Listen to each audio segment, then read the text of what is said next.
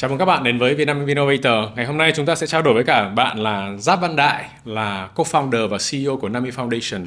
Đại, một người lãnh đạo rất là trẻ, cũng là một người đã trải qua những cái trải nghiệm ở trong doanh nghiệp lớn, nhưng mà sau đấy thì bạn đã quyết định và tham gia vào xây dựng một cái gì đó của riêng mình, và Nami Foundation đã được ra đời. Ngày hôm nay thì trước khi chúng ta vào chương trình thì chúng ta sẽ có một số các câu hỏi nhanh cho khách mời của mình. Rồi, số 1 là Đại có thể giải thích Nami Foundation làm cái gì trong một câu thôi.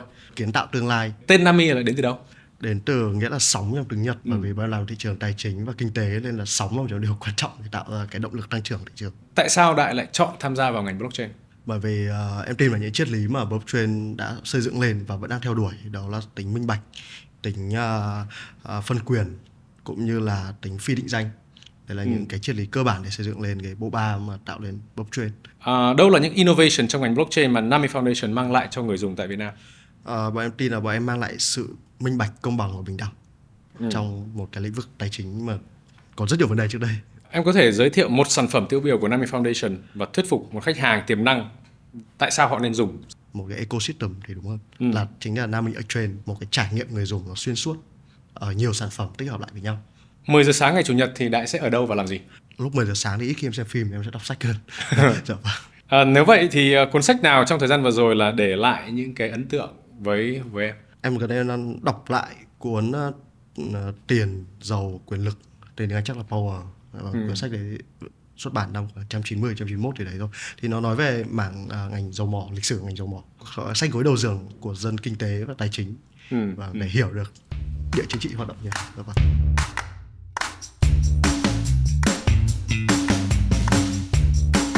Nếu mà bây giờ chúng ta có thể đi thêm vào cái phần của cá nhân. Bây giờ em đã start một cái là Nami Foundation. Thì có thể chia sẻ thêm về những cái hoạt động, những cái gọi là động lực gì mà mình đang từ một nhân viên của tập đoàn khá là cũng bền mà mình lại nhảy ra một cái lĩnh vực mà hoàn toàn mới? Em nghĩ là đến từ cái bối cảnh và hoàn cảnh. Tại thời điểm đấy khi mà em rời khỏi tập đoàn FPT là năm khoảng 2012, khoảng đầu 2012, thì em nghĩ đến từ bối cảnh thứ nhất là suy thoái kinh tế. Em thì lại khá thích mảng liên quan đến, hồi đấy mình gọi là fintech, hồi đấy từ fintech nó còn ít. Đấy thì khá là thích mảng đấy, vì trước đấy em làm mảng banh, khách hàng đối tác là banh, và em thấy là có một cái khoảng trống như thị trường, đặc biệt ở khu vực châu Á, đó là những cái mảng liên quan đến quản trị rủi ro. Đó, thì lúc đấy là em thấy là các một liên quan hoạt động thuật toán nữa, thì background là dân lập trình nữa, thì ra đấy thì cộng thêm một số cái knowledge và trải nghiệm nhất định về cái mảng tài chính, thì lúc đấy em quyết định là muốn thử bước chân vào cái mảng đó. Vâng.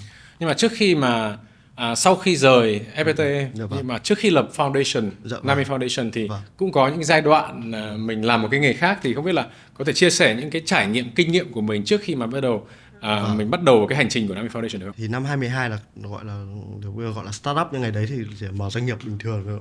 Đấy thì em mở một cái công ty chuyên về lập trình và giải pháp về risk management, quản trị rủi ro cho ngành đầu tư ngoại hối này, để cho ngành đầu tư tài chính nói chung. Đấy thì lúc đấy là, và thực ra nói là foundation thì đến bây giờ gọi là làm finance, về economy, về tech, thì thực ra trong suốt hơn 10 năm, 11 năm thì lại thực ra vẫn bản chất thì vẫn chỉ làm cái đó thôi, nó không thay đổi, chỉ là cái industry nó khác nhau. Đấy, ví dụ giai đoạn đấy thì em chưa làm mảng blockchain. Đó, thì bây giờ thì là chỉ bản chất sự thay đổi về công nghệ, thay đổi về triết lý mình theo đuổi. Ngày xưa triết lý thì nó sẽ centralize hơn, nó sẽ tập trung hơn. Đúng, bởi vì bản chất là ngay cả mình làm ở tập đoàn lớn đấy thôi, quyền lực tập trung của CEO, của các cái ban lãnh đạo, BOD. Đấy, thì khi mà bắt đầu ở giai đoạn mà làm Nami Foundation, trước đây Nami Corporation, thì mình bắt đầu thấy là cái triết lý blockchain nó thay đổi nó train mindset thật sự của mình. Đó là lý do mình thấy là nó là vision, nó không phải là vision nữa, nó là cái tương lai. Cái vision là thứ mà mình nhìn thấy được. Bởi bản chất đối với em thì vision nó là cái mà mình không phải mình đập đi làm lại cái gì, và bản chất là mình làm tăng cái giới hạn cái cũ ra. Công nghệ bản chất internet nó đã chạm đến những cái điểm không phải là tiệm cận để giới hạn, nhưng nó hoàn toàn có thể mở rộng lớn hơn nữa. Thì blockchain chính là một trong những cái mà em thấy nó là tương lai, nó là sự thay đổi mà không thể chuyển dịch được. Không thể quay chuyển lại, là không có blockchain được. Đấy là lý do mà em thấy là nó chuyển dịch rất hợp lý thôi. Có rất là nhiều, trong thời gian vừa rồi là nó có một cái hype của blockchain, thì sẽ có rất là nhiều các cái dự án khác nhau ra thị trường. Dạ vâng. Tuy nhiên thì cái câu chuyện của Nami Foundation nó đến từ các cái dịch vụ cốt lõi, nhưng mà khi mà blockchain nó đến thì mình chỉ ứng dụng vào những cái thứ mà đang làm. Theo cái kinh nghiệm của em thì cái nào là tốt hơn, là mình start với blockchain và mình tạo ra một cái gì mới, hay là mình đang có cái gì đó mình đưa blockchain vào? Đứng dưới góc độ của một người mà đã làm mảng, nếu mà đã làm finance traditional, làm tài chính truyền thống nhiều năm á, thì đứng góc độ của em thì em sẽ thấy là có rất nhiều thứ ở những cái mảng traditional mà mình có thể apply blockchain vào và khiến cho nó scale lên, nó cross border, nó thì xuyên biên giới mà. Đó, thế thì đấy là góc nhìn của cái người. Và đương nhiên em cũng phải cố gắng là, bởi khi bọn em có một cái công ty mà em mới lập là Nami Innovation. Thì innovation đấy thì có nghĩa sao, tức là anh phải đổi mới sáng tạo. Anh đổi mới sáng tạo dựa trên, một là trên cái cũ, hai là anh chuyên mindset hoàn toàn, anh lập cái mới hoàn toàn, giống như giai đoạn của sharing economy của Uber, của Airbnb, đúng không? Thế thì bây giờ thì cái giai đoạn của nền kinh tế của sự chú ý nó khác với giai đoạn của sharing economy cách đây khoảng 5-10 năm. Đấy, thế thì lúc ấy chúng ta sẽ phải nhìn nhận trên cái là có rất nhiều ý tưởng mới, rất nhiều concept mới em dùng như thế, và chúng ta không thể lúc nào chỉ phụ thuộc vào cái cũ đấy, mà chúng ta sẽ hoàn toàn dựa vào trên những cái thị trường bối cảnh bây giờ có gì mới. Nên là bọn em hoàn toàn thấy rất là interest với cả, rất là hứng thú với cả những cái dự án mà họ thực sự là mới hoàn toàn, họ không bị biased bởi cái cũ, họ bị định kiến bởi những cái cũ, họ không có những cái trải nghiệm cũ, thậm chí họ không có kiến thức của những cái cũ luôn, thì đôi khi lại dễ cho cái việc mà họ tạo dựng cái mới. Nhiều người cũng khi mà blockchain, cái làn sóng blockchain bắt đầu nó đến thì thực ra là cái công nghệ đấy nó không phải là quá mới, Đúng không? và nó cũng có đâu đó, nó cũng có rất là nhiều năm rồi. Tuy nhiên là thời gian vừa rồi nó có một cái hype đó, và rất là nhiều các cái startup, các cái mô hình mới bắt đầu sinh ra, thì cũng cho rằng là cái blockchain khi mà bắt đầu đưa vào cái ứng dụng cho thực tế nhiều hơn thì nó tạo ra cái môi trường mới để tạo ra những cái business model mới. Thì không biết là Nami Foundation sau khi mà bắt đầu ứng dụng blockchain vào thì thấy những cái gì là cái giá trị và những cái gì là cái mới của cái công nghệ blockchain trong cái lĩnh vực truyền thống này? Em thấy đầu tiên sẽ là thấy bản chất là khi anh ra một cái product nào đấy hay một service nào đấy thì nó có rất nhiều khía cạnh, không chỉ có công nghệ, nó không chỉ có business model mà còn là vận hành nữa. Đó. Thế thì trước đây ví dụ trước đây em nói công nghệ, có những công nghệ Java, .NET của Microsoft cái thứ, thì không có lý nào vì anh dùng công nghệ .NET mà anh thay đổi cả một cái operation, cái quy trình vận hành rất là hiếm khi, đúng không? Thế nhưng mà khi anh đã làm một công ty blockchain thì rất có khả năng anh rất khó mang mô hình của corporate truyền thống vào, rất là khác nhau luôn. Đó, thế thì cái sự đổi mới đầu tiên là đến cái core về cái vận hành, thì đến từ vận hành thì bắt đầu tạo dựng cái văn hóa, cái culture khác nhau. Đúng không? Ngay cả em nói đơn giản cái cách trả lương đã rất khác rồi. Thế thì từ những cái nhỏ như thế thì nó tạo ra cái lớn, nó thay đổi cái mindset của từng cái ban lãnh đạo đấy, thay đổi mindset của nhân sự và cách làm việc, thì từ đấy chúng ta tạo những cái sản phẩm mà nó apply cái blockchain ấy, là apply bao gồm cái triết lý của nó.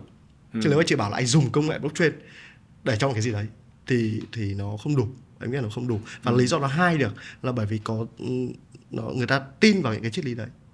Thế giới đúng không? Anh thấy rất nhiều tỷ phú ngay cả Elon Musk đó, ông tin vào một cái điều gì đó và người ta cùng đặt niềm tin chung vào cái điều đấy. Thì blockchain là thứ công nghệ đầu tiên, hoặc là đối với em, ngay cả AI cũng chưa từng làm được cái việc đấy. Đó là có một niềm tin chung. AI về chúng ta có feel về đạo đức, đúng không? Đúng không? Đấy, moral. Thế thì chứ còn blockchain thì không ai có một cái confuse gì vậy, đúng không? Minh bạch này, phân quyền này đều là những cái giá trị mà chúng ta đều muốn theo đuổi từ xưa đến giờ. Đúng không? Đấy. Lúc đấy thì Đại có nói đến một cái câu là bình đẳng. Thì bình đẳng với blockchain nó liên quan gì đến nhau? Em nghĩ là bình đẳng chính là cái đích đến cuối cùng, đúng không? Chúng ta có độc lập, tự do, hạnh phúc, đúng không? Thế thì chúng ta chỉ có thể độc lập rồi, phải độc lập được trước, tự do được trước, chúng ta mới thấy hạnh phúc được khi chúng ta bình đẳng, tất cả mọi thứ bình đẳng với nhau, đúng không? Thế thì blockchain nó là một cái giải pháp, nó giúp tăng cái khả năng có thể bình đẳng lên được. Em không nói các cái truyền thống nó không tạo ra cái bình đẳng, nhưng rõ ràng nó chưa đủ hiệu quả. Nếu mà chúng ta bảo là optimize nó lên cao nhất, đúng không, về đạt hiệu quả, thì em tin rằng công nghệ blockchain nó tăng cái khả năng có thể đạt được cái mức bình đẳng lên cao hơn nữa. Bởi rõ ràng khi chúng ta mọi thứ quyền lực không còn tập trung nữa, chúng ta không có quyền phán xét của một nhóm nào đấy, lợi ích nhóm nào đấy, phán xét lên cả một cái tập thể lớn, số lớn, thì chúng ta sẽ thấy rằng là nó sẽ bình đẳng hơn. Ví dụ em có dữ liệu rất rõ ràng trước đây là 80-90% khối lượng giao dịch của ngành tài chính truyền thống đến từ các quỹ đầu tư, ngân hàng, tổ chức tài chính. Chỉ có khoảng 5-10% là từ nhóm retail. Chúng ta như ngay cả thị trường chứng khoán Việt Nam cũng thế đâu. Đấy, thế nhưng khi mà vào ngành blockchain, anh thấy 90-95% volume đến từ các cái cá nhân mới tạo ra cái thị trường, đúng không? Và lúc ấy đây ví dụ như chúng ta từng nghe GameStop đúng không? Cái mấy năm 2-3 năm trước thì chúng ta thấy là bắt đầu những cái retail trader, những retail investor, họ có tiếng nói của họ có sức mạnh power của họ thay đổi toàn bộ cái game, họ thay đổi gần như bọn em phải trêu là đốt sách giáo khoa của ngành finance, đúng không? Rất nhiều sách trước đây nói về kinh tế là phải làm như này kia. Bởi trước đây họ không tính đến cái tác động của nhóm retail investor. Nhưng bây giờ thì rất khác, anh không thể làm được nữa. đúng không? Tiếng nói của chúng ta đều rất mạnh mẽ. Thật ra là cái vấn đề thứ hai của blockchain là rất là nhiều người cũng cho rằng là blockchain cũng là một cái dạng như kiểu là nền tảng hoặc là một cái engine để tạo ra các cái doanh nghiệp mới hoặc là tạo ra cơ hội cho các bạn. Thì là cũng là các bạn cũng có một cái sự bình đẳng trong cái việc là starting point của mình không khác gì các ông doanh nghiệp lâu đời. Đúng rồi. Thì không biết là nếu mà em đánh giá về mặt tổng thể cái thị trường hiện tại ấy, thì liệu cái câu đó có đúng hay không? Em nghĩ là đúng cái bình đẳng và khía cạnh mà tôi có một tính phi định danh ấy. Trước đây một em có viết một bài về vấn đề gọi là nữ quyền như thì đó là khi anh phi định danh có nghĩa là anh không quan tâm là cái người founding ra cái business đấy là nam hay nữ, đúng không? Anh không quan tâm, anh chỉ quan tâm đến anh chỉ tập trung vào cái việc là cái content của nó, đúng không? Cái nội dung của cái white paper hay tập trung vào cái product. Đôi khi đấy anh Satoshi Bitcoin đối với ông là giờ cũng chưa biết là nam hay nữ luôn, đúng không? Đấy, thế thì rõ ràng là trao cho những các bạn trẻ, ngay cả những bạn trẻ hay những người trước đây là yếu thế hơn, nhưng miễn các bạn ấy có một cái idea đủ tốt, các bạn ấy có khả năng execution nó tốt, thì các bạn có sự tự tin, confident hơn rất nhiều. Nên ở đây chúng ta có thể dùng từ phi định danh, nó không phải là lạc danh, nó không phải là đấy, cái phi định danh ở đây giúp cho những cái người mà họ chưa thấy bất lợi. Ví dụ em nói đơn giản thôi, ngay cả Việt Nam chúng ta khi mà go global, chúng ta chưa bao giờ làm lợi thế vì chúng ta cái brand về đất nước nó không đủ lớn trong bản đồ startup, bản đồ công nghệ nói chung. Nhưng rất nhiều những dự án mà chính vì cái tính phi định danh mà nó tạo ra cái lợi thế họ không quan tâm. Thế em đánh giá thì tại sao Việt Nam lại có một cái vai trò quan trọng như vậy trong cái thế giới blockchain này nhỉ? Em nghĩ là trước đây Việt Nam các bác hay nói về chuyện là đi tắt đón đầu. 10 năm trước em nghe cái đấy khi mà bắt đầu ở Hà Nội, em không tin. Em nghĩ cái đấy nó mặt political, không tin. Nhưng đến bây giờ thì em bắt đầu có một cái tin hơn. Đúng là chưa chúng ta không tin thì bởi chúng ta luôn tin là thành công chỉ có đường thẳng, đúng không? Chúng ta phải học hỏi nên các thứ. Thế nhưng mà chính cái sự internet đến Việt Nam muộn này, nó trở thành một lợi thế. Trước đây cũng không nghĩ là nó là lợi thế. Đến khi mà bọn em làm research nhiều hơn, bọn em mới nhận ra là nó là lợi thế bởi vì chúng ta không bị bias bởi những cái cũ, đúng không? Chúng ta có một cái lượng và đúng giai đoạn độ tuổi người lao động trẻ, nó gọi là độ tuổi vàng để phát triển lên, chúng ta có độ tiếp cận internet rất mở rộng, rất khác biệt với Trung Quốc, thậm chí khác biệt luôn với Nhật Bản, đúng không? Đấy, thế thì chúng ta có những cái lợi thế đấy và bắt đầu chúng ta adapt. Việt Nam trong 2 năm liên tiếp đều đứng top 1 adapt của AAA họ đánh giá về adapt thì vượt qua cả những cái nước mà mình không bao nghĩ đến như kiểu innovation như ở Mỹ, đúng không? Đấy, thế thì lợi thế chúng ta đến từ độ tuổi này, lợi thế chúng ta đến đây vì chúng ta không có thành kiến với định kiến. Với bất kỳ một cái sự phát triển nào trước đây cả, chúng ta không có chủ nghĩa tư bản, chúng ta không chủ nghĩa, chúng ta đơn giản là chúng ta thấy cái gì đó là cơ hội thì chúng ta làm vậy thôi. Đấy, thế người trẻ Việt ở Việt Nam ấy, độ tuổi người lớn ở Việt Nam học hỏi rất nhanh, thấy cơ hội là nhảy vào thôi, không có suy nghĩ nhiều, đúng không? Chính cái rất do it đấy nó tạo ra một lợi thế. Đúng là nó là một cái rất là nhiều yếu tố vào cùng một thời điểm. Ok, bây giờ nếu mà chúng ta nói thêm về Nami Foundation đi thì cái lịch sử tại sao em lại lập ra Nami Foundation, lý do là gì? Cái trước khi làm Nami Foundation thì là Nami Corporation, nó là một công ty thương mại như bình thường, và em cũng làm vì lợi nhuận, cũng có BOD. Thế tuy nhiên thì khi em nhận ra là 5 năm đầu tiên, anh biết là thường các startup 3 năm thì là một câu chuyện, qua 3 năm mà vẫn gọi là startup thì nó hơi kỳ. Em nghĩ là đấy, thì khi mà qua 5 năm thì bao em đạt được những cái goal nhất định mà trước đây bản thân em thấy thế là enough đối với em rồi. Thì bắt đầu em nhận ra một điều là nếu công ty cứ nhìn mọi thứ theo hướng là mục tiêu của chúng ta profit như thế nào hay cái thứ nào thì rất khó chúng ta có thể innovation được, và rất khó chúng ta tạo những cái vision xa nữa được. Thế nên em nhận ra là bây giờ là mọi thứ phải xuất phát từ con người. Tức là con người ở đây chúng ta làm từ đấy nó có giá trị cho xã hội, và đôi khi có những cái giá trị không thể cân đong đo đếm bằng tiền, không thể benchmark bằng tiền được. Thế thì khi không benchmark bằng tiền thì chúng ta sẽ nhìn thấy có những giá trị rất khác, và chúng ta sẽ có những cái chiến lược nó cũng khác. Nếu đấy em quyết định là mua lại cổ phần của các cái cổ đông khác và quyết định là lập lên đổi restructure lại thì đúng hơn. Restructure là từ Nami Corporation thành Nami Foundation, và chúng ta đi theo hướng cộng đồng nhiều hơn. Chúng ta đánh giá những cái tác động của chúng ta vào cộng đồng, nên là lúc ấy Nami thành kiến tạo tương lai như thế. Thế chúng ta không thể cứ ngồi chờ đợi các tập đoàn lớn họ tạo ra một cái bức tranh, tạo ra một cái thế giới mới, nó mà chúng ta phải tự làm ra cái thứ đấy. Dĩ nhiên nó phải dựa trên những cái quan điểm về những cái chế đạo đức nhất định, những nguyên tắc nhất định, để chúng ta thấy là ở đâu nên lúc vậy đó, và cái sự công bằng và bình đẳng ấy. Thật ra đối với em thấy nếu nhìn ở ngay góc độ business thì thôi, ở nơi nào mà có sự bất công nhiều nhất, bất bình đẳng nhiều nhất thì đấy chính là thị trường. Ngắn hạn hay dài hạn đó cũng sẽ là thị trường thôi. Đó, thế thì khi nhưng mà nếu chúng ta cứ chỉ coi đó là thị trường và chúng ta vào để khai thác dưới góc độ là chúng ta phải là top one, chúng ta phải trở thành số 1 ở trên đấy, Thế chúng ta sẽ không bao giờ có cái tư duy là lôi kéo các cái player khác nhảy vào cuộc chơi đấy để tạo tí scale thị trường. Em không tin là nếu chỉ có Apple, chỉ có iPhone mà thị trường smartphone thì mở rộng được, nếu không có Samsung, không có HTC, đúng không? Thế thì nếu mà với một tư duy đó chúng ta phải là top one, thì Nami Foundation lập ra không phải để trở thành top one, mà chúng em lập ra để trở thành một công ty mà gần như không thể bị thay thế trong cái industry của mình. Nên bọn em hợp tác với tất cả các cái từ công ty top one trong ngành đến những công ty mà có thể vừa bước vào thị trường, bởi bọn em nhận ra là không có khái niệm đối thủ mà chỉ có khái đối tác thôi. Thông thường thì khi mà mình đến cái việc là làm foundation rồi là đi theo cái hướng vậy thì đa số là những công ty rất là lâu đời mà họ đã hoạt động vì profit một thời gian, và khi mà đủ profit thì họ bắt đầu nghĩ đến gọi là give back. Đúng rồi. Nhưng mà đây Nami Foundation là đã start cái này từ rất là sớm. Dạ vâng. Thì có phải là đồng nghĩa là founder với cả các anh em cũng phải có đủ tiền thế mới làm được như thế không? Em nghĩ anh có nói về cái chuyện là thường các công ty như thế đúng không ạ? Vì chúng ta không sống ở xã hội, không sống ở bối cảnh mà mọi thứ nó còn đi theo cái thường thức ấy nữa, mà nó đi theo gọi là why not, tại sao chúng ta không làm, đúng không? Điều kiện cần và đủ để chúng ta làm thứ ấy là gì, đúng không? Đôi khi chúng ta làm bởi vì chúng ta nhận ra là đúng là chúng ta cũng phải có một cái năng lực tài chính, bởi vì cái tiền đó là phương tiện chứ không phải là đích đến, đúng không? Khi chúng ta cảm thấy chúng ta có đủ phương tiện, điều kiện cần, chúng ta lại có một cái ý chí đủ rõ ràng, một cái bức tranh, một cái vision đủ rõ ràng, và chúng ta thậm chí có những cái giải pháp, nhưng mà tin rằng là cái khả năng thành công nó sẽ cao, thì em nghĩ là không có lý do gì, chưa tìm ra lý do gì để không làm nhiều hơn, đúng không? Đấy, và chúng ta lại thấy là thứ chúng ta làm lại khiến chúng ta cảm thấy hạnh phúc, chúng ta cảm thấy chúng ta động lực để buổi sáng chúng ta thức dậy chúng ta đi làm là cái gì, đúng không? Thì chúng ta làm thôi, và thậm chí là đêm, lý do chúng ta thức đêm hy sinh một số điều gì đấy để làm như này là điều gì.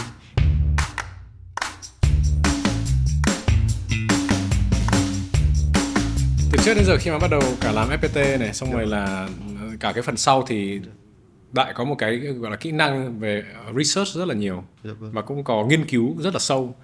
Thì có rất là nhiều các công ty họ có làm các cái sản phẩm nhưng mà không có đủ các cái nghiên cứu đằng sau, không có cái R&D đằng sau. Thậm chí là những cái kể cả những sản xuất ô tô xe máy hay là những cái sản xuất những cái đồ phức tạp hơn chẳng hạn, thì mình sẽ phải có một cái quá trình R&D, quá trình nghiên cứu, thì nó là những cái để đóng góp giá trị cho cái sản phẩm cuối cùng đó. Thế em đánh giá như thế nào là liệu chúng ta cần phải nhanh hay là chúng ta cần phải đi chắc chắn là phải có đầy đủ các nghiên cứu, đầy đủ các cái dữ liệu? Ngay cả bản thân khi em còn làm consultant cho một số corporate bước vào trên thị trường Việt Nam, ngay cả trước khi em làm cái mảng đó, được mời làm mảng đó, thì em cũng không hiểu tại sao họ sẽ bỏ ra vài trăm ngàn đô đến 1 triệu đô cho một cái đợt research. Em cũng không hiểu. Thế bọn em đã từng bán ra bài research chỉ được 5.000 đô đến 7.000 đô là cao.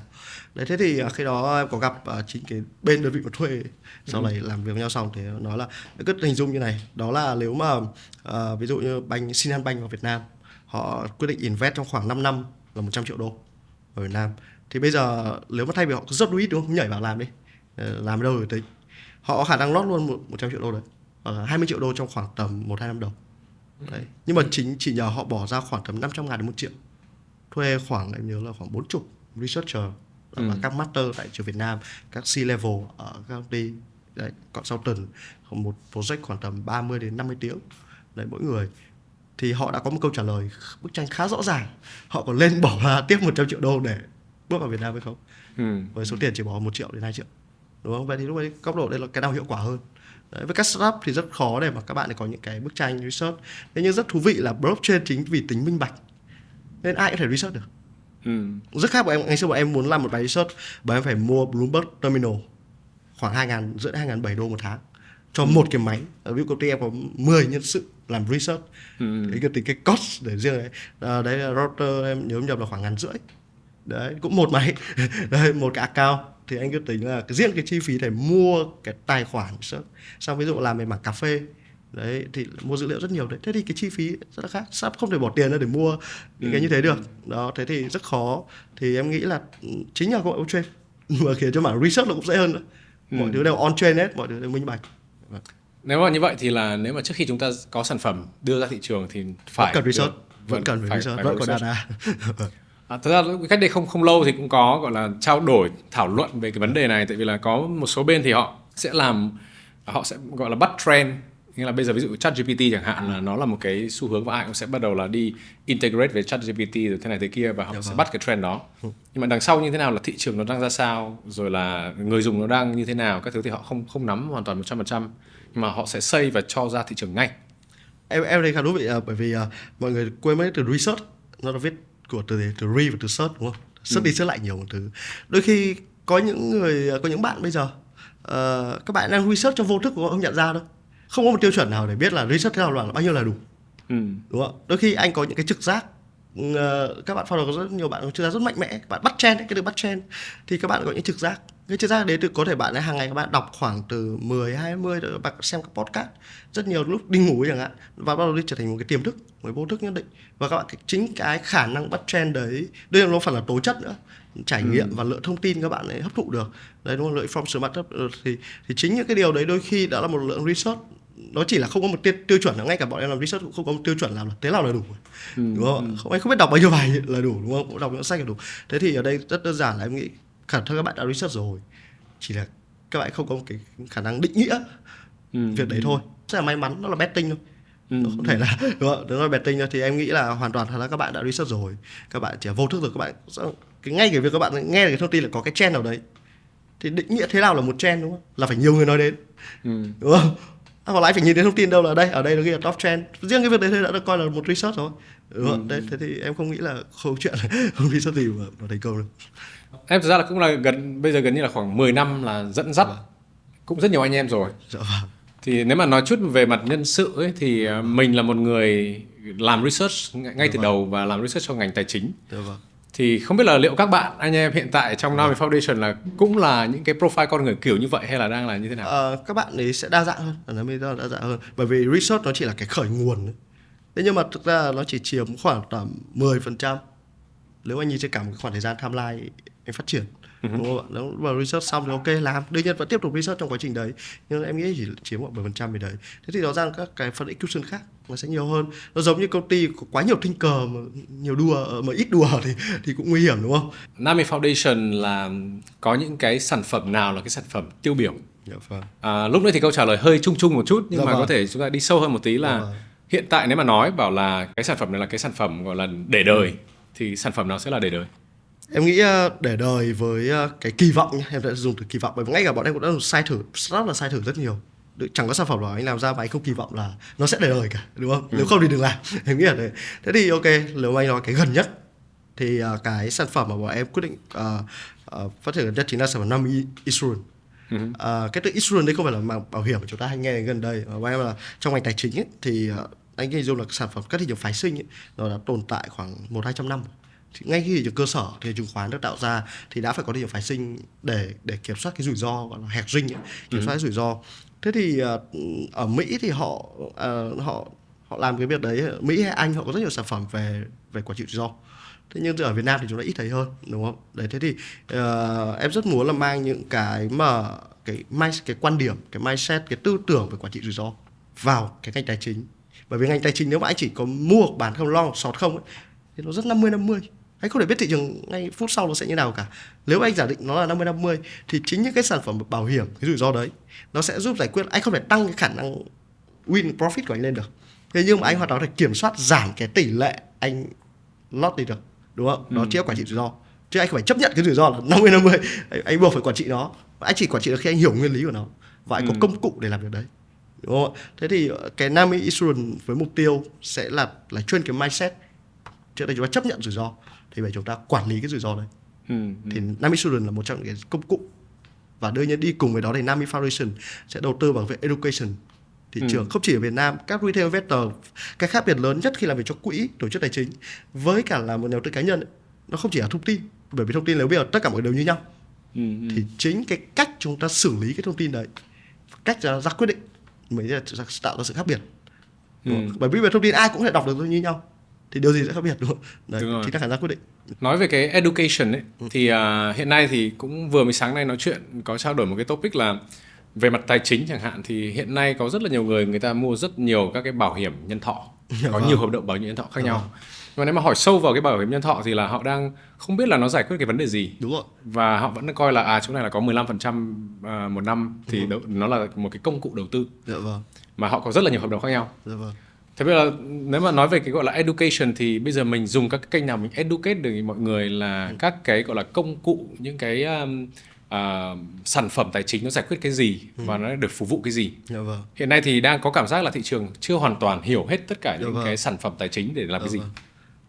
Em thấy nhỉ, lý do mà mọi người chưa hiểu, bởi vì ngay cả những sản phẩm như bảo hiểm nhân thọ hay là phi nhân thọ thế thôi, đó là cái thời gian mà chúng ta có thể nhìn thấy được cái kết quả nó quá lâu, đúng không? Ví dụ anh mua bảo hiểm có thể 10-20 năm sau mình được có cơ hội sử dụng, và tốt nhất không nên có cơ hội, đúng không? Không nên có cơ hội. Thế thì khi mà chúng ta như thế thì chúng ta sẽ không cảm nhận được cái value của nó một cách rõ ràng, đúng không? Phải vào viện thì mới thấy cái bảo hiểm nó có giá trị. Chứ một năm chắc đi viện lần thì cũng khó, hay là mấy năm mới đi viện lần thì không thấy được. Thế thì sản phẩm bảo hiểm cho ngành tài chính thì nó lại không như thế, nó đến rất nhanh. Đúng không? Ví dụ anh predict là thị trường vàng, thị trường Bitcoin đi, nó khả năng tăng giá giảm giá, thì có thể ngày hôm sau hoặc là anh vừa mua bảo hiểm cái thì ngay lập tức anh được claim tiền luôn, chưa chắc nó phải đợi cả tháng, ngay lập tức luôn, giá nó thay đổi luôn không biết mà. Anh lập tức thấy cái giá trị của nó, lập tức educate cách nhanh nhất là anh phải được trải nghiệm cái thứ đấy. Đúng không? Thế thì thực tế là thấy là tại sao học đi đôi với hành ấy, nó là như vậy. Thậm chí là học đôi khi chỉ học 1 thôi nhưng hành là hành 10. Nên học 1 biết 10 nó nằm ở cái việc là chúng ta chỉ biết khi chúng ta được cảm nhận nó, được trải nghiệm nó. Kiến thức nó trở thành tri thức khi mà chúng ta có qua sự trải nghiệm. Chứ không phải đọc sách nhiều nó không phải tạo ra tri thức được. Đấy, thế thì rõ ràng là educate cách nhanh nhất thì theo em nó phải vào thực tế. Và sản phẩm finance nó chính là một trong cái sản phẩm mà nó liên tục có guồng quay để anh có thể trải nghiệm cái rủi ro đấy liên tục. Bước vào thị trường cái là rủi ro, đúng không? Thế bảo là không lỗ là không đầu tư. Đã đầu tư kiểu gì cũng có khả năng lỗ. Đúng. Đấy, thế thì đấy là cách của bọn em. Nami Foundation cũng tham gia vào rất là nhiều các cái chương trình để educate và hợp tác với cả các trường đại học. Thì không biết là những cái hợp tác đó là nó mang lại cái giá trị gì cho trường học hoặc là các bạn sinh viên? Em nghĩ là thay vì đại học, em nghĩ là tạo ra một cái thế hệ, đây sẽ là tương lai, đúng không? Các bạn ra trường, các bạn sẽ dần dần trở thành cái thế hệ tương lai để ra quyết định, để tạo dựng lên những cái giá trị ở tương lai. Thế thì nếu các bạn không có một hành trang đủ tốt, thế thì thứ mà bọn em mang đến là cái thứ đủ. Và bọn em hợp tác với IMIT, em về Fortu, Neo, bọn em sẽ đánh giá không phải chỉ đầu tư vào những công ty khoa học công nghệ, mà bọn em phải nhìn vào cả những cái khoa học về xã hội. Và bọn em phải đánh giá như này, một business model có thể có được định giá cả tỷ đô, nhưng rất khó có một công nghệ định giá cả tỷ đô. Đúng không? Ngay cả ChatGPT, AI thì thực ra cũng đã tồn tại năm 1960 rồi, nhưng mà bây giờ mới có, đúng không? Nhưng mà business model của nó mới khiến nó khác biệt. Thế thì business model là do những ai tạo ra? Thông thường thì sẽ là các bạn học về finance, economy, kinh tế xã hội, đúng không? Triết học, thì các bạn sẽ tạo ra nhiều hơn. Thế đấy là lý do sao em đầu tư nhiều vào những cái trường như thế. MIT các bạn truyền thông, đúng không? Phải nói ra tiếng nói của mình ở đâu là tốt nhất. Tại sao đầu tư vào Nêu, đúng không? Kinh tế quốc dân, tại sao đầu tư vào Fortu, ngoại thương? Bởi vì đấy là những cái nơi mà sau này các bạn chỉ là người kiến tạo ra những cái business model và người execution cái thứ đấy. Còn tech chỉ là một phần trong đấy thôi. Nếu mà bây giờ càng nói chuyện thì càng không biết là Nami Foundation là công ty công nghệ, công ty blockchain hay là công ty tài chính hay là nó là cái gì? Em nghĩ nó sẽ là tổ hợp của tất cả chứ, đúng không? Bởi vì sao? Bởi vì là công nghệ nó là cái giải pháp, nó là cái công cụ để chúng ta có thể thực hiện được cái business model. Mà business model, anh muốn tạo ra business model thì anh phải có kiến thức về economy, đúng không? Ở đấy thì anh phải kiến thức về finance. Đấy thì em nghĩ là Nami Foundation nó là tổ hợp, bởi vì nó giống foundation ở đây là nền móng. Khi nghĩ nền móng nó sẽ nghĩ đến đất, đến một cái môi trường. Lúc ngay ban đầu ấy thì nói về cái bình đẳng thì lúc đấy là em có nói đến cái là Nami Exchange. Thì Nami Exchange là nó là cái gì? Nó là một cái sàn hay là cái gì? Bọn em thì thường không hay dùng từ sàn, mà em hay dùng từ nền tảng, là một cái platform. Bởi vì khi nó là một cái sàn giao dịch thì mọi người hay nghĩ đến như một cái chợ, đúng không? Ở đấy cái chợ là có người mua, người bán, người quản lý cái chợ đấy. Bạn đã market, đúng không? Khái niệm là sàn chính là cái đó. Thế thì khi nó là nền tảng thì cái mối quan hệ nó sẽ khác. Nó không phải chỉ là người mua, người bán. Người mua bây giờ nó cũng có thể trở thành người bán. Và khi mà anh có những cái cơ chế như blockchain, anh có governance, đúng không? Có voting, đúng không? Thì người mua, người bán nó cũng có thể trở thành người quản lý chợ luôn. Cho nên chúng ta không có điều đấy. Ban quản lý chợ là ban quản lý chợ. Ông mua ông bán lên ý kiến được cái gì cả, đúng không? Thế thì khi đấy vậy mọi thứ nó không còn là đi theo nhị nguyên là kiểu hoặc chỉ có cái này hoặc chỉ có cái kia, mà nó đa nguyên, nó có rất nhiều nguyên do, rất nhiều nguyên lý để thực thi một cái điều gì đấy. Thế thì khi điều đó diễn ra thì em nghĩ rằng là Nami Foundation nó chỉ là tổ hợp của rất nhiều tổ đấy. Đấy thì em nghĩ là như vậy. Nếu mà bây giờ chúng ta đang nói về cái việc là cái sự thay đổi ấy, thì trong nghe câu chuyện chia sẻ đây thì là trong cái quá trình phát triển của Nami từ corporation chuyển sang foundation, từ một công ty giải quyết các vấn đề tài chính chuyển sang là ứng dụng blockchain, thì mỗi lần thay đổi như này ấy, thì cái gì là cái khó nhất để thay đổi? Em nghĩ là việc đầu tiên đó chính là thay đổi bản thân đã là một yếu tố. Anh phải thuyết phục bản thân đủ sâu, có niềm tin đủ lớn, đúng không? Thì anh có tạo ra ý chí để có hành động được. Thế nhưng từ đấy bắt đầu tiếp theo là anh phải thuyết phục được nhân sự, bởi vì anh không thể chỉ dùng cái vai trò vị trí position là CEO hay founder để anh thuyết phục nhân sự được. Nếu chỉ làm như vậy thôi thì nó rất là quân chủ, đúng không? Thế thì chúng ta sẽ cần phải giải thích được cho các bạn ấy, mai đấy giải thích được mà cho rất nhiều nhân sự mà không phải có cái chuyên môn về research như anh thì nó không dễ. Chính thuyết phục nhân sự đôi khi khó hơn thuyết phục khách hàng. Và nhân sự của mình đi tìm những bạn giỏi hơn mình về làm việc cho mình, đã giỏi hơn có nghĩa là thông minh, trải nghiệm tốt, họ lại có cái bias của ngành riêng của họ rồi. Đấy, anh thuyết phục chính nhân sự đôi khi em còn thấy phức tạp hơn đối tác với khách hàng, bởi vì đối tác khách hàng còn bảo sharing benefit. Thế là nhân sự đôi khi anh không hẳn chỉ là câu chuyện đấy, đúng không? Anh có niềm tin chung và anh tạo ra cái niềm tin chung đấy, thuyết phục ra mọi người đều tin vào niềm đấy. Nó phức tạp hơn nhiều. Thì em nghĩ đây là khó khăn. Và đây anh còn bây giờ làm việc với nhiều thế hệ khác nhau nhân sự. Bọn em độ tuổi trung bình của Nami trong 60 nhân sự thì đời trung bình của em bây giờ khoảng 95. Vậy xem em có nhớ tuổi 8x. Có đời tuổi bạn 2001 hay là 2. Thì anh nghĩ chênh lệch về thế hệ, thay đổi quan điểm, cách quan điểm sống cũng khác nhau. Đấy thì em nghĩ khó khăn nhất hiện tại em đang thấy rằng là như thế. Thì cái khó khăn ban đầu là thay đổi bản thân mình. Đúng thì rồi. Cái đấy là mình tự kiểm soát thì chắc là dễ nhất.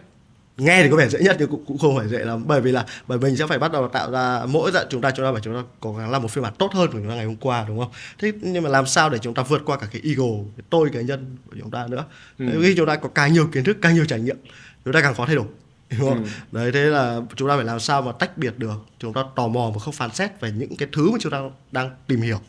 Bởi vì cái việc mà khi chúng ta phán xét và nhận xét một cái điều gì đấy về chính chúng ta rất khó để chúng ta có thể tò mò về một cái thứ mới. Đúng không? Đấy, thế thì thay đổi bản thân là một chuyện đấy. Thế thì ngay cả khi chúng ta làm việc với các bạn nhân sự mà chúng ta đang muốn các bạn thay đổi cùng với mình, thì chúng ta cũng phải thay vì phán xét là bạn ấy chỉ giỏi cái này thôi, hay là cậu chỉ giỏi cái đấy thôi. Nếu mình nói nó là nó không nghe mình đâu, mình phải quên cái đấy. Mình phải tin rằng các bạn ấy cũng sẽ tò mò về những cái thứ đấy và đặt ra những câu hỏi, những cái lý do tại sao chúng ta không làm điều này, không làm điều kia. Trước đây vài hôm thì anh có một cái cơ hội trao đổi với cả các bạn sinh viên chuẩn bị ra trường hoặc là đang học, và rất là nhiều các công ty hiện tại họ đang gặp một cái vấn đề là quản lý các bạn Gen Z thì nó rất khác quản lý các millennials hoặc là các cái thế hệ trước. Và thậm chí là các bạn Gen Z còn đòi hỏi là các công ty doanh nghiệp cần phải thay đổi mình để adapt cho cái nhu cầu của Gen Z. Thì bây giờ như trong Nami Foundation có rất là nhiều các cái tầng lớp khác nhau, có 8X, có 9X và có các bạn 2000. Thì theo đánh giá của em, theo nhận xét của em thì nó có cái điều khác gì giữa các thế hệ đó? Đúng không? Thì bắt đầu là cái giải pháp nhận ra là nếu mà có hỏi em mà giữa đọc sách và xem phim ấy, cái nào hiệu quả hơn về mặt research ấy, thì dĩ nhiên đọc sách nghe vẻ hiệu quả hơn, đúng không? Nhưng mà em không tin là anh có thể nghiên cứu về Gen Z qua đọc sách được. Anh phải hiểu các bạn đang xem bộ phim gì, nghe nhạc gì, các bạn hiểu tại sao các bạn lại cái thế giới quan các bạn ấy sẽ được phụ thuộc vào cái nền văn hóa, cái thông tin các bạn tiếp nhận. Bây giờ mọi người bảo người xem TikTok nhiều, các bạn ấy xem TikTok nhiều, dùng TikTok nhiều, đúng không? Thế vậy là thứ các bạn thông tin các bạn hấp thụ là gì? Vậy để hiểu các bạn ấy thì chúng ta bước vào cái thế giới các bạn ấy bằng nhiều cái lăng kính khác nhau, chứ không phải chỉ phụ thuộc vào một lăng kính của chúng ta để research về các bạn ấy được. Nếu không em không tìm được nhiều cuốn sách để có thể tìm hiểu được về Gen Z, ngay cả các sách về tâm lý học mà em đã từng học. Đấy, thế thì em phần lớn các phim em xem, chính em không ngờ với bản thân mình là trong khoảng 2 năm trở đây em xem rất nhiều phim mà em nghĩ dành cho lứa tuổi Gen Z. Thì thấy nó cũng thú vị. Đấy, đôi khi hóa ra không phải các bạn xem bởi vì trai xinh gái đẹp đâu, nhưng em cứ nghĩ là bởi vì là có anh này đẹp trai, có idol này của mình, nhưng không phải. Hóa ra trong những bộ phim đấy bây giờ đấy những cái triết lý sống, những bộ phim trên mình xem ấy, triết lý sống nó cũng có, nhưng trừ khi những bộ phim rất siêu kinh điển classic. Còn xem những bộ phim mà kiểu đại trà, bây giờ nếu em xem bộ phim Hàn Quốc bình thường và bộ phim em thấy rating cũng không phải là cao đâu, nhưng vào những cái message, những thông điệp trong đấy thì rất hay. Nếu mà như vậy thì ví dụ các cái tập đoàn lớn thì vừa rồi cũng có rất là nhiều các tập đoàn họ đang lăn tăn cái việc là bây giờ thay đổi chính sách như thế nào, là một là attract, nghĩa là thu hút các bạn, hai là retain, là đảm bảo là các bạn sẽ gọi là duy trì cam kết với cả commit với mình. Thì có đồng nghĩa với cái việc là bây giờ các anh chủ tịch, tổng giám đốc hoặc là giám đốc nhân sự cần phải tiếp cận những cái thông tin, cũng sống cuộc sống của Gen Z à?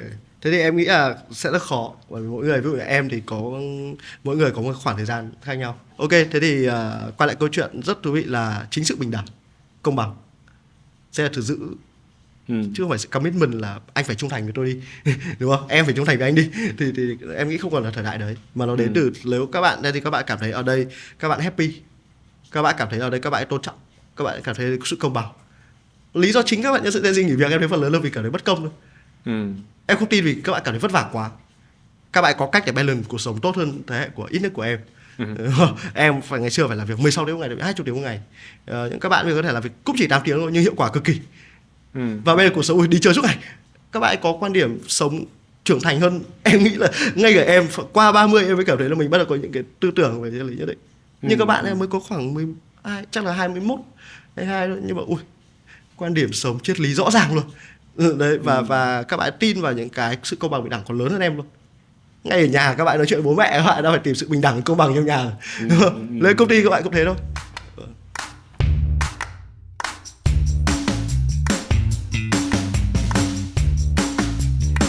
Đúng là ra là em đã lập một cái công ty doanh nghiệp mà vận hành nó cũng theo một cái rất là khác so với cả các cái gọi là doanh nghiệp truyền thống. Bây giờ gọi cái này là startup thì có lẽ là không phải 10 năm rồi thì chắc là không phải là startup nữa rồi. Hơi khó. Gọi vốn thì cũng không thấy gọi vốn thì cũng không phải là startup nữa. Mà các cái gọi là nhân viên nhân sự của mình thì chắc là cũng sẽ có những bạn mà đi từ những ngày đầu thì gần như là 10 năm một thập kỷ cũng đã làm một công ty khá lâu rồi. Thế bây giờ nếu mà chúng ta nhìn xa hơn một tí, đã 10 năm đã qua rồi thì bây giờ 10 năm tới thì nó sẽ là cái gì? Năm đầu tháng 1 2022 thì ngay vừa đầu năm thì em có cuộc họp toàn công ty là công bố chiến lược, tức là tầm nhìn 3 năm tiếp theo của công ty cho 2025. Thế thì trước đây thì thường một cái vision thì bọn em sẽ đánh giá ít nhất từ 5 năm đến 10 năm. Thậm chí như Bill Gates bác ấy đã nhìn tầm nhìn 20 năm về cái máy tính nó sẽ như thế nào. Lúc cái máy tính đang siêu to khổng lồ như cái nhà đúng không? Nó nhìn tầm nhìn 20 năm. Nhưng bây giờ thì ở một cái bối cảnh xã hội mà người ta hay dùng từ VUCA, tức là một cái xã hội mà nó hỗn loạn nhiều hơn, anh không thể biết được năm sau mọi thứ là thế nào, chứ đừng nói đến 5 năm tới. Nhưng chúng ta vẫn sẽ nhìn doanh nghiệp chúng ta sẽ muốn trở thành cái gì trong 3 năm đến 5 năm tới. Trước đây thì em sẽ thường nhìn được 5 năm, nhưng bây giờ thì chắc chỉ 3 năm thôi. Đó là khá là khó để anh predict được, anh có thể dự đoán được. Thế thì Nami, em sẽ nhìn từ góc độ là thứ nhất là 10 năm tới những thứ gì sẽ còn tồn tại, 3 năm tới những thứ gì khả năng tồn tại là 90%. Nhưng chưa chắc từ đấy sẽ tồn tại ở 10 năm tới nhá. Và em sẽ nhìn thấy có những cái công nghệ, có những cái business model và có những cái mô hình quản trị ít nhất sau 3 năm nữa nó vẫn phải ở đấy. Để công ty mình không phải thay đổi quá nhiều, nếu không công ty lại chưa đến năm sau nói chuyện với anh lại thì lại đã thấy restructure rồi. Thế thì mọi cái triết lý chưa thay đổi nó đi đâu mất rồi, đúng không? Đấy, thế thì đấy là cái mà để tạo ra cái câu chuyện của nếu anh hỏi 10 năm thì em rất khó để có thể có câu trả lời rõ ràng và tự tin. Nhưng mà nếu trong khoảng 3 năm thì lại dễ hơn. Đấy, 3 năm em tin rằng là xã hội sẽ đòi hỏi tính phân quyền lớn hơn. Business model nó sẽ đòi hỏi cái tính là chia sẻ nhiều hơn đến tức là các cái đối tượng, bởi vì công bằng bình đẳng mà. Bọn em có những mô hình như là Nami Exchange, bọn em là sharing revenue của công ty em cho những cái không phải chỉ là investor mà cho cả người dùng, bởi vì họ là người tạo ra revenue mà. Họ là người tạo ra value cho công ty mà. Em công ty là có giá trị nếu mà không có user. Đúng không? Có nhiều investor chưa chắc đã tạo ra giá trị mà chỉ tạo ra định giá thôi. User mới tạo ra valuation thực sự của cái công ty đấy. Đấy, thế thì rõ ràng là bọn em đây có những cái mô hình là sharing revenue và em chia sẻ đến 20% doanh thu của bọn em. Bởi vì khi công ty không phải chia lại cho shareholder nữa thì shareholder thì rõ ràng lúc này là founder sẽ chia cái đấy cho ai? Phải lấy chia cho nhân viên, cho nhân sự đấy chúng nó chẳng nghỉ việc hết. Đúng không? Đấy, phải chia lại cho những người tạo giá trị thực sự. Chia sẻ cho investor là một phần, bởi công ty đã không fundraising nhiều nữa thì investor đâu còn đúng không? Nhiều nữa đúng không? Thì chính tỏ những cái người mà đang ấy mới quan trọng. Còn lại công ty số tiền còn lại thì đấy là để tạo ra duy trì giữ nhân tài, đầu tư vào nghiên cứu, đúng không? Đấy, tạo dựng những cái môi trường đấy, chia sẻ cho các bạn sinh viên Gen Z là sponsor cho các cái câu lạc bộ của các trường đại học, sponsor trực tiếp cho trường, đấy, tạo ra các chương trình như kiểu hackathon để mà tìm kiếm xây dựng cho các bạn lập trình viên có cơ hội được thể hiện bản thân. Đó, thế thì em nghĩ là khác biệt ở cái 3 năm tiếp theo bọn em muốn trở thành một công ty mà đóng góp nhiều cho cái xã hội và kiến tạo ra cái tương lai mà mình tin rằng nó sẽ nó sẽ đi đến điều đấy. Tại sao anh hay đặt câu hỏi này? Tại vì rất là nhiều các khách mời thì anh cũng hỏi câu hỏi là tại vì là cũng là sinh ra lớn lên ở bên châu Âu ấy, thì các công ty nó rất là nhiều năm, nó hàng trăm năm rồi, thì họ có một cái plan, ví dụ bảo plan 5 năm 10 năm họ có. Nhưng mà nếu mà ở công ty ở đây mà mình hỏi plan 3 năm tới là gì thì họ thường sẽ không trả lời được. Nhưng mà đây là lần đầu tiên nghe là 3 năm tới biết là sẽ làm cái gì. Thì liệu cái này nó có liên quan đến cái việc là mình làm đủ cái research đằng sau và mình có thể từ đó mình hiểu được xem là 3 năm tới sẽ là gì không? Em nghĩ là một phần. Bởi vì rõ ràng là khi anh hiểu về lịch sử, bất kỳ một ngành gì bọn em làm, bước vào bọn em sẽ phải đầu tiên thử bọn em tìm hiểu không phải là what if. Nó là phải tìm về cái lịch sử nó ra đời như thế nào. What if là cái kết quả. Đúng không? Khi anh làm ra một cái điều gì mới chưa chắc anh đã định nghĩa nó ngay từ đầu đâu. Nó có kết quả rồi anh mới định nghĩa lại nó được. Ngay cả blockchain, mà nếu mà anh hỏi blockchain ngay ở thời điểm mà Bitcoin ra đời ấy, cái what if của nó cũng chưa rõ ràng. Mà cho đến khi nó phải được adapt vào rất nhiều thứ rồi, các founder mà thời điểm đấy họ phải tạo ra cái what if cho blockchain, chính họ mới tái định nghĩa lại cái blockchain là gì. Trước đầu thì nó chỉ computing thì chẳng hạn, nó không đầy đủ đấy. Thế thì em nghĩ cái điều mà cái việc research nó tạo ra cái việc mà anh bắt đầu hiểu về cái con đường mà anh sẽ đi rõ ràng hơn. Anh sẽ nhìn thấy cái lịch sử trước đây có thứ gì đã thành công và thất bại, và lúc anh sẽ thấy là tầm nhìn 10 năm có vẻ khó rồi nghe vẻ khoai thôi 3 năm thôi, nhưng mà phải biết chắc chắn 3 năm tới con đường nó sẽ không thay đổi. Gần đây cũng có trao đổi với cả một bạn cũng là founder, tuy nhiên là bạn ấy cũng là found một công ty ở cái tuổi rất trẻ. Sau đó thì đến một cái giai đoạn nào đó công ty đã đến một cái ngưỡng mà công ty đã đủ lớn, cũng có khá là nhiều các cái người bị phụ thuộc vào công ty, nghĩa là về lương bổng anh em là cũng sẽ phải ảnh hưởng đến rất nhiều gia đình khác nhau. Nhưng mà khi mà mình đã chưa đủ trải nghiệm trong các cái doanh nghiệp lớn, chưa hiểu các cái process các thứ, chưa có những cái gọi là kinh nghiệm đời, thì các bạn đưa ra quyết định sẽ rất là khó. Quyết định ví dụ là một bước ngoặt của doanh nghiệp của mình. Thì không biết là thực ra là em cũng người tương tự, cũng là start rất là sớm, nhưng mà vẫn drive được công ty cả 10 năm nay, không cần có investor. Và cái investor thường cũng sẽ là đóng vai trò là advisor, họ sẽ advise cho mình. Thì không biết là em sẽ lấy những cái gọi là lấy đâu các cái gọi là cái năng lượng, cái độ tự tin, những cái kiến thức để mình đưa ra quyết định và vẫn dẫn dắt công ty được cả trên 10 năm này. Em nghĩ là một cái là lúc ấy có cái kiểu tò mò không phán xét ấy. Nhờ cái quan điểm đấy mà khi em đi nói chuyện với những anh chị lớn hơn, đương nhiên có thể đôi khi em tổng thời gian em đi làm đến nay là bắt đầu gọi là được trả lương trả lương trên corporate là từ năm 2010 đi. Thế thì bây giờ nay là khoảng 13 năm. Thì thực ra em chỉ đi làm cho corporate khoảng 2 năm thôi, khoảng 2 năm hơn một tí. Thế thì dĩ nhiên nếu mà bảo là hiểu cả một tập đoàn công ty FPT cái đấy khoảng 11.000 nhân sự, 13.000 nhân sự thì không thể hiểu hết được. Ngay cả vị trí em lên cao nhất với có PM thì không thể nào mà hiểu cả corporate ở trên nữa. Đấy, thế thì chính cái việc mà cũng phải nói là em nghĩ là em cũng chịu khó đi lắng nghe, chúng ta sẵn sàng cởi mở chia sẻ những thứ chúng ta không giỏi, sẵn sàng cởi mở và sẵn sàng là debate những thứ mà chúng ta tin là nó đúng. Những anh em mà thú vị ở thời điểm anh em đặt những câu hỏi hay, chứ không phải là những anh em có câu trả lời hay. Những câu trả lời hay thì có nhiều cách để trả lời, nhưng câu hỏi thì rất khó. Nên là em thấy bảo là những anh chị mà làm ở Vietcetera thì em bị thường là người thú vị, bởi vì sẽ có những câu hỏi hay. Đúng là đồng ý, tại vì là có rất là nhiều các công ty khi mà họ cố gắng là làm sao để mình đặt câu hỏi, nhưng mà ví dụ như đặt câu hỏi để đặt câu hỏi hay, hoặc là đặt câu hỏi mà đúng thì nó rất là khó. Đúng rồi. Và câu trả lời đôi khi nó không liên quan đến câu hỏi thì là vẫn là câu hỏi quan trọng hơn. Câu trả lời search Google được chứ câu hỏi chưa chắc search Google được. Đúng rồi. Đúng. Có thể trước khi chúng ta kết thúc cái buổi trò chuyện ngày hôm nay ấy, thì thật ra là các khán giả của Vietcetera và podcast thì cũng nhiều các bạn trẻ, và bây giờ cái chủ đề nó đến Gen Z rồi các thứ ấy cũng khá là đang sôi nổi và mọi người đang bàn tán rất là nhiều. Không biết là ở cái góc độ của em là một founder của công ty và cũng là một người đang là dẫn dắt rất là nhiều anh em trong công ty, thì có cái lời nhắn nhủ gì cho các bạn trẻ? Em nghĩ là có hai cái nhắn nhủ. Đầu tiên là các bạn bây giờ hãy tạm thời đừng coi tiền là mục tiêu, mà hãy coi nó là đích đến, nó là kết quả. Vì sao? Bởi vì khi các bạn nỗ lực đủ lớn, các bạn có niềm tin và các bạn sẵn sàng hành động, thì em tin rằng vấn đề tài chính nó sẽ là kết quả. Đây nghe như thế là nó, đặc biệt là từ công ty làm về tài chính mà tiền nó không phải là cái lớn thì nghe nó hơi phi lý, nhưng thực ra nó em như cảm quan với kinh nghiệm của em thì rõ ràng nó là kết quả. Chưa bao giờ em thấy công ty nào có cái gì là một năm mình sẽ cố gắng đạt mục tiêu 1 tỷ đô mà thường đạt được điều đấy. Thường em thấy bởi vì nhờ các bạn đạt được vision, các công ty đạt được vision và mục tiêu, các milestone của các bạn thì 1 tỷ nó tự đến. bằng nhiều cách khác nhau, mình không phải làm trong plan luôn. Thế thì nhờ vào việc quản trị doanh nghiệp đấy và nhờ vào quan sát những cái như thế thì lời khuyên của em với các bạn, bởi vì đương nhiên em biết rất nhiều bạn mà Gen Z bước ra ngoài, các bạn thì sẽ có những áp lực về đồng tiền, áp lực về cơm áo gạo tiền, chuyện rất bình thường. Tuy nhiên cái hãy biết khi nào là đủ để đủ có thứ điều đấy và trải nghiệm cuộc sống nhiều hơn. Đấy, thay vì chỉ ngồi đọc sách ở nhà, em cũng phải khuyên là thay vì chỉ xem phim, các bạn bước ra ngoài, các bạn sẵn sàng lao vào những công ty corporate cũng được, startup cũng được, tự mở startup cũng được. Quan trọng là chúng ta phải độc lập. Đấy, thế thì em nghĩ cái độc lập, tự do, hạnh phúc em nghĩ là điều rất quan trọng, và các bạn Gen Z em tin là các bạn sẽ adapt thích nghi điều này tốt. Đấy thì lời khuyên của em là các bạn ấy bắt đầu học cách độc lập nhiều hơn nữa. Rất là cảm ơn Đại đã dành thời gian đến chia sẻ với Vietnam Innovator, và thật ra là cũng rất là tiếc là quả thật hôm nay là có những cái buổi trò chuyện nó rất là khác.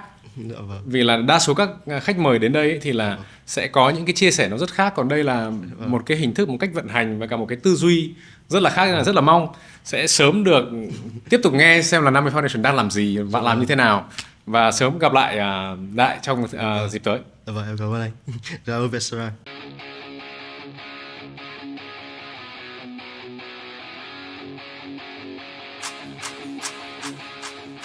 Được thành lập vào năm 2017 tại Singapore, trước kia được biết đến là Nami Corp.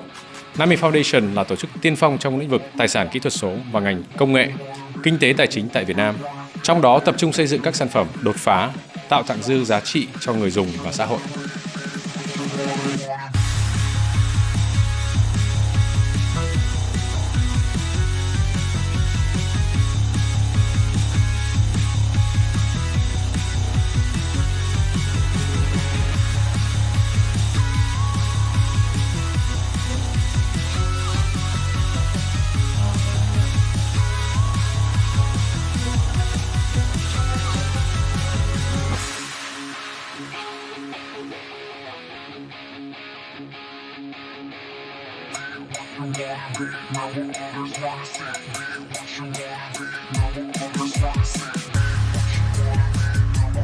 Wanna see